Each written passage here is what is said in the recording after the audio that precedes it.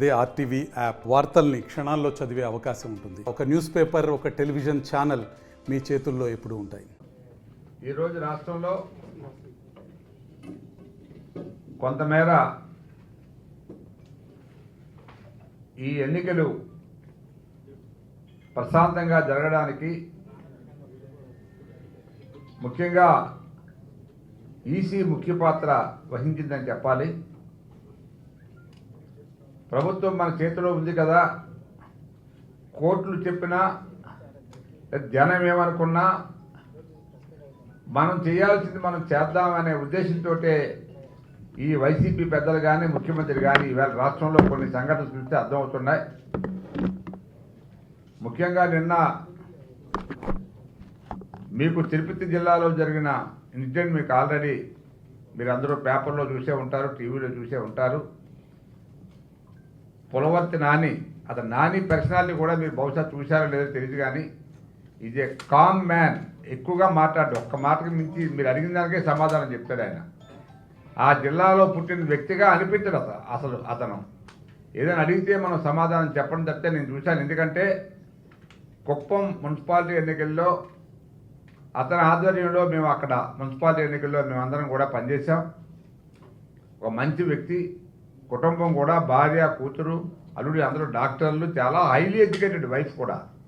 ఆ రోజు ఎలక్షన్ కమిషనర్తో, కుప్పంలో ఉన్న ఎలక్షన్ కమిషనర్తో నేను ఎవరో అనుకున్నా, ఆవిడ వచ్చి మాట్లాడుతూ ఉంటే చెప్పారు పక్క వాళ్ళు, ఆవిడ నాన్నగారి వైఫ్ అని. She well educated. I think ఒక ఐఏఎస్ ఆఫీసర్లా మాట్లాడింది. అంత ఎడ్యుకేటెడ్ ఫ్యామిలీ అది.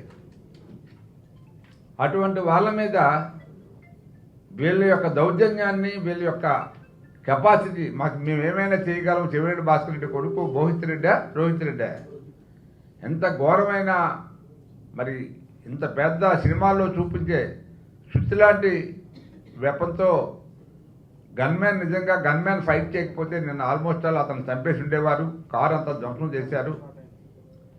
ఇటువంటి దుర్మార్గాలు రాష్ట్రంలో చాలా చోట్ల చేసి ఎన్నికలంటే భయపించి ప్రజలను ఓటింగ్కి రాకుండా దూరంగా ఉంచాలనే ఉద్దేశంతో ప్రయత్నం చేసినట్టు కనబడుతుంది. కాబట్టి ప్రజలు ఈవేళ నిజంగా విజ్ఞులు, చాలా బ్రహ్మాండంగా ఓటింగ్లో పాల్గొని ఈవేళ ఓటింగ్ శాతాన్ని బ్రహ్మాండంగా పెంచారు. ఈవేళ రాష్ట్రంలో టోటల్గా 83.42% ఇంక్లూడింగ్ పోస్టల్ బ్యాలెట్తో వచ్చినట్టు ఈసీ అనౌన్స్ చేసింది. దీన్ని బట్టి మరి మీకేమర్థమైందో మాకు తెలియదు, కానీ ఈవేళ ప్రజలు ఎంత ఉత్సాహంగా ఉన్నారో తెలియదు. కానీ ఇతర రాష్ట్రాల్లో ఉద్యోగాలు చేస్తున్న యువత సుమారు 5 లక్షల మంది వివిధ ప్రాంతాల నుంచి ప్రత్యేకంగా రైళ్లలో, బస్సుల్లో, విమానాల్లో వచ్చి ఓటింగ్ పాల్గొన్నారంటే డెఫినెట్గా ఆ ఓట్లన్నీ కూడా చంద్రబాబు నాయుడు గారిని ఒక ముఖ్యమంత్రిగా చేయాలనే ఉద్దేశంతో వచ్చినట్టే కనబడుతుంది అనేది మా ఉద్దేశం. దానికి 2 ఉదాహరణలు కూడా చెప్తాను మీకు. నిన్న ఎస్కోట్లో దగ్గర ఒక గ్రామం ఉంటుంది, వైసీపీ నాయకుడు, అతని పేరు తెలియదు, కానీ వాళ్ళ పిల్లలందరూ కూడా బెంగళూరులో సాఫ్ట్వేర్, 2-3 పిల్లల్ని అడిగారంటే, ఏంట్రా ఇది పంచాయతీ ఎన్నికలు కాదు కదా, మీరెందుకు వచ్చారంటే, నాన్న మీరేమనుకోకండి, మేము ఓటింగ్ వేయడానికి వచ్చాం, చంద్రబాబు నాయుడు గారికి మేము ఓటు వేస్తాం, మీరు ఏమైతే అనుకోండి అని చెప్పి పిల్లలు ప్రత్యేకంగా చంద్రబాబు నాయుడు గారికి ఓటు వేయడం అనేది వాళ్ళు ఆశ్చర్యపోయింది. ఎందుకు మీకు అంత ఇంట్రెస్ట్? మాకు ఇంట్రెస్ట్, మీకు ఏదైనా రాజకీయాలు ఉంటే మీ గ్రామంలో చూసుకోండి. ఈవేళ అతను లేకపోవడం వల్ల మేమందరం బెంగళూరు, హైదరాబాదు వెళ్ళి పనిచేయాల్సిన పరిస్థితి ఏర్పడింది. దీన్ని మార్చాలంటే రేపు మళ్ళీ చంద్రబాబు నాయుడు గారు ముఖ్యమంత్రి కాకపోతే మీకేముంది, మీరు రాజకీయాలు చేసుకుని ఊళ్ళో గడిపేస్తారు. మాలాంటి యువత మట్టుకు డెఫినెట్గా నిరుద్యోగులుగా, ఇప్పటికే నిరుద్యోగ శాతం 24 ఉంది మన రాష్ట్రంలో. దీన్ని ఇంకా 30% తీసుకెళ్లే పరిస్థితుల్లో జగన్ మళ్ళీ ముఖ్యమంత్రి అయితే, ఎట్టి పరిస్థితుల్లో ఈ జగన్ ముఖ్యమంత్రి కాకూడదనే ఉద్దేశంతో యువత అంతా ఎక్కడెక్కడి నుంచో వచ్చి మొన్న ఓటింగ్లో పాల్గొనడం అనేది తెలుగుదేశం పార్టీకి కానీ మాకు కానీ చాలా ఆనందదాయకం. ఈ రాష్ట్రంలో తప్పనిసరిగా ప్రభుత్వం మారుతుందనే సంకేతాలు ఈ యువత ఇచ్చింది మాకు. అది చాలా ధైర్యం, చాలా ఆనందంగా కూడా ఉంది. ఇంకా మిగతా విషయాలు మీకు తెలుసు. మన ప్రాంతంలో మీకు మొన్ననే చెప్పా, ఎన్నో సందర్భాల్లో మనం కలిసినప్పుడు కూడా చెప్పాను నేను.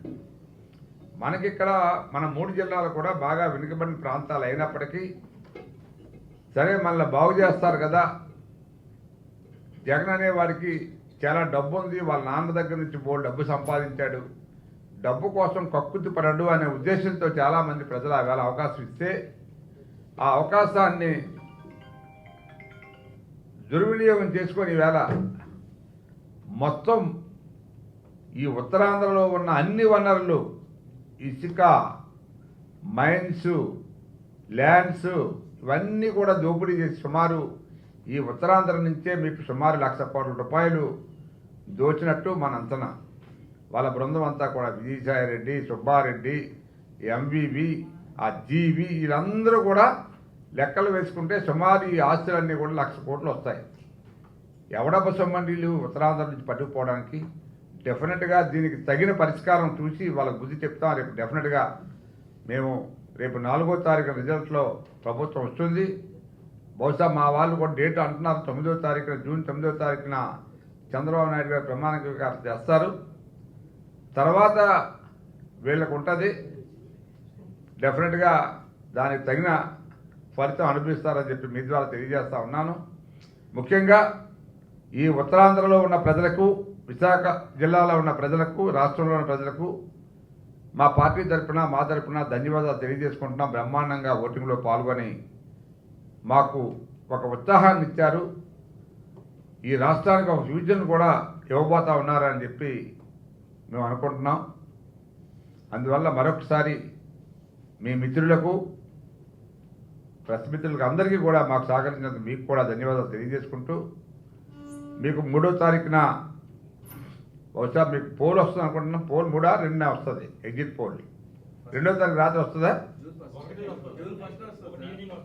కాదు జూన్ కాదు, 2వ తారీఖు వస్తుందండి. ఓకే, బహుశా ఆ రోజుకే వచ్చి తట్టబుట్ట ప్యాక్ చేసుకుని వెళ్తారన్నమాట. అయితే వేళ సరే చూద్దాం. ఏదైనప్పటికీ ఇప్పటికీ కొన్ని యూట్యూబ్స్లో మరి ఇవి ఒక రకరకాల ఒపీనియన్స్ వస్తున్నాయి కదా, ఇవి ఎట్లా ఇస్తారు? ఇవి ఇవ్వచ్చా? మరి ఇవి యూట్యూబ్ని బ్యాన్ చేయడానికి లేదా? అది ఇచ్చుకోవచ్చు అలాగా? అట్లా ఆ జస్ట్ వాళ్ళ ఒపీనియన్ చెప్తారు కానీ, బట్ ఇట్స్ నాట్ దాన్ని మనం దాన్ని కూడా ఈసీ పర్మిషన్ కావాలని చెప్పి అన్నారే. సో ఎనీవే కొన్ని యూట్యూబ్ ఛానల్స్ ఇప్పటికే నిన్న సర్వే ఎవరో రిలీజ్ చేశారు. దాంట్లో కూడా ఎక్కువ శాతం టీడీపీకి 105 నుంచి 120 వరకు వస్తాయని చెప్పి ఈ యూట్యూబ్ ఛానల్స్ చాలా ఛానల్స్లో కూడా చూస్తున్నాం. దాంట్లో కూడా అన్ని టీవీలు ఏవైతే మన ఢిల్లీ నుంచి ఆంధ్రప్రదేశ్ వరకు ఉన్న టీవీలు ఏవైతే ఉన్నాయో అన్ని టీవీలు కూడా ఒకే ఒక టీవీ, అదేదో టీవీ చెప్పింది తప్పితే మిగతా టీవీలన్నీ కూడా టీడీపీ ఉమ్మడి పార్టీలు ప్రభుత్వాన్ని ఏర్పాటు చేస్తాయని క్లీన్గా వాళ్ళు ఒక ఒపీనియన్ ఇచ్చారు. డెఫినెట్గా అది జరగబోతుందని చెప్పి రాష్ట్రంలో మేము నమ్ముతున్నాం. ఇక పరిపాలన అనేది మీ అందరికీ తెలుసు. చంద్రబాబు నాయుడు గారు ముఖ్యమంత్రి అయితే ఈ రాష్ట్రంలో ఏవైతే హామీలు ఇచ్చామో అవి తప్పకుండా అన్నీ అమలు చేస్తామని చెప్పి మరొకసారి మీ ద్వారా ప్రజలకు తెలియజేస్తూ, మరొకసారి మీకు ప్రజలకు కూడా ధన్యవాదాలు తెలియజేసుకుంటున్నాం. మాకు సహకరించినందుకని తెలియజేసుకుంటూ విరమిస్తున్నాం. Thank you. గారు ప్రెస్ మీట్లోనో బహుశా ఎవరితో ప్రెస్ వాళ్ళతో మాట్లాడుతూ జగన్ గారు 1వ తారీఖు నుంచి ఇంగ్లాండ్ నుంచి వచ్చి 1వ తారీఖున విశాఖపట్నంలో ప్రమాణ స్వీకారం చేస్తారని మేము కూడా చూసాం. సో మీరు కూడా చూస్తారు, ప్రమాణం చేస్తారా లేకపోతే తట్టాబుట్టా సర్దుకుంటారా అనేది చూద్దాం 1వ తారీఖు తర్వాత. డెఫినెట్గా ఏది జరుగుతుందో మనం అందరం బ్రతుకుంటే డెఫినెట్గా చూస్తాం కదా. ఇందులో మరి ఏమైనా మరి ఈ 20 రోజుల్లో ఏమైనా మేనేజ్ చేస్తాడేమో, బాక్సులు కానీ ఏమైనా తీసుకెళ్ళిపోతాడో తగలబెడతాడో మరి చూడాలి. తగలబెడితే మళ్ళీ ఎలక్షన్ అవుతుంది. అందుకనే అంటున్నాను నేను, ఇవన్నీ కూడా ఎవరికో బాధ్యతలు అప్పచెప్పి జాతగా ఆపరేట్ చేయండి అని చెప్పి ముఖ్యమంత్రి గారిని ఏమైనా ముఖ్యమంత్రి గారు ఇంతకు ముందు లండన్ వెళ్ళినప్పుడు కోనసీమ అల్లర్లు జరిగాయి. అవును నెక్స్ట్ వెళ్ళినప్పుడు అవును, అది ఎలక్షన్ కాదు, గొడవలు జరిగాయి. కానీ ఇప్పుడు ఏమైనా ఎక్కడైనా బ్యాలెట్ పెట్టున్న గొడవన్స్ కానీ ఏమైనా తగలబెడతారో చూడాలి. 2-3 గొడవన్స్ తగలబెడితే మళ్ళీ రీఎలక్షన్ అంటే అవి సర్దుకోవచ్చని ప్లాన్ చేస్తారేమో చూడాలి. కానీ నాకు తెలిసి ఈ ఈసీ ఉన్నంతకాలం వాళ్ళు ఏం పీకలేరని నా ఉద్దేశం. అంతా చూసారా మొత్తం రాష్ట్రంలో ఎప్పుడూ కూడా మహిళలు ఓటు ఎక్కువగానే వేస్తారు. లాస్ట్ టైం కూడా అలా వేశారు.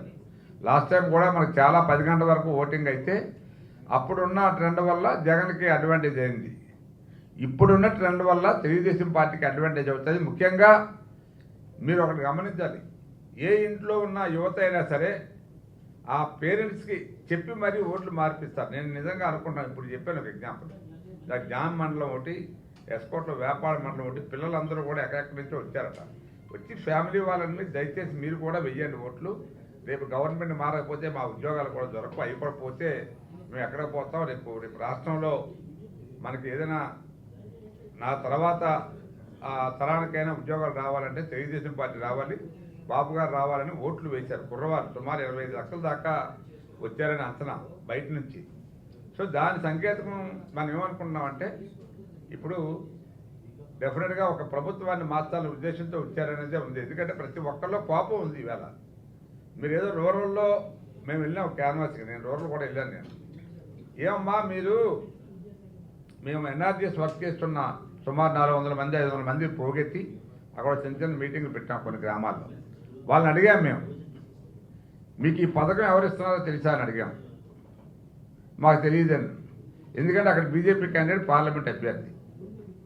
చెప్పాము అప్పుడు, మీ ఇళ్లల్లో పథకాలు ఇస్తున్నారు కదా జగను, 2-3 పథకాలు వచ్చిన వాళ్ళు చేతులు ఎత్తమని చెప్పాను నేను. 2-3 పథకాలు, ఒకటి కాదు. జగన్ ఏదైతే 9 పథకాలు ఇచ్చారో ఈ 9 పథకాల్లో మీకు 2-3 పథకాలు ఒక ఇంటికి వచ్చిన వాళ్ళు ఎవరైనా ఉంటే చేతులు ఎత్తమంటే ఒక్కరు ఎత్తలేదండి. భయపడి కాదు, కేవలము ఒకటే వస్తుందని చెప్పారు. అడిగాం కదా, అది ఒకటి వస్తున్న వాళ్ళు ఎత్తమని చెప్పాం. ఒకటి అందరికీ కూడా ఒకటే వస్తుంది ఇంటికి. జగన్ ఏమనుకుంటున్నాడంటే 90%, 98% ఈ లెక్కలు వేసుకుంటూ పోయాడు. మీకు ఒకటి చెప్పనా, మాన్యువల్ జనరల్గా హ్యూమన్ సైకాలజీ ఎలా కూడా తెలుసా? నేను రోజు ఇప్పుడు మా సత్యనానికి ఏదో పని చేసి పెడతా ఉంటాను, 10 రోజులు లేకపోతే సంవత్సరం 2 సంవత్సరాలు. ఆఖరిలో పని అడుగుతాడు. ఆ పనిగానే అవ్వలేదనుకోండి, చాలులే చేశాడు మా సారు, ఇలాగే మాట్లాడుతాడు. కొంతమంది అలాగే పోతారు. ఆ ఒకటి చేయలేదు కాబట్టి మొత్తం నాదంతా పోయినట్టు, నా జీవితంలో చేసిన సర్వీస్ అంతా పోయినట్టే. ఈయనకి చేయలేదు కదా. మేము ఇచ్చేసాం పథకాలు, వీళ్ళందరూ హ్యాపీగా ఉన్నారంటే చంద్రబాబు నాయుడు గారు ఎలక్షన్ 3 రోజులు ముందు ఉందనగానే పసుపు కుంకం కింద 15,000, 20,000 వాళ్ళ అకౌంట్లు వేశారు ఆడవాళ్ళు. వీడు ఇచ్చిన అమౌంట్ ఎంత? ఆ రోజు 1,500 ఇచ్చాడు, 1000 అనుకుందాం. డెలిబరేట్గా ఇది తెలియని విషయం కాదు కాబట్టి. అప్పుడు ఏమైంది, ఏది ఎక్కించినట్టు లెక్క ఆ రోజు 2019లో. కానీ జగన్ ఇంకా ఎక్కువ ఇస్తాడు, రేపు రాష్ట్రంలో పరిపాలన చేస్తే డబ్బు అక్కర్లేదు అతనికి, డబ్బు బోర్డు సంపాదించాడు. చదువుకున్న వాళ్ళు కూడా అదే ఊహించారు, పరిపాలన చేస్తాడు, రాష్ట్రాన్ని బాగు చేస్తాడు. బాగు చేశాడా? నాశనం చేశాడు. అప్పులు చేసి డబ్బు ఇవ్వడం అంటే గొప్ప ఏంటండి? ఈవేళ ఉన్న రిసోర్సెస్ పాడు చేశాడు. అక్కడ ఈవేళ సుమారు 10,000, 12,000, 15,000 కోట్ల దాకా మధ్యలో ఉండిపోయి మామూలు బిల్డింగ్స్, రోడ్స్ ఇవన్నీ కట్టేసి అవి కంప్లీట్ చేసిన ప్రజలకు పోనీ చెప్పచ్చు కదా, దేనికి దాన్ని వాడుకోవచ్చు కదా. పోనీ అంతెందుకు, సెక్రటేరియట్ విశాఖపట్నంలో కడతాను, టెంపరీ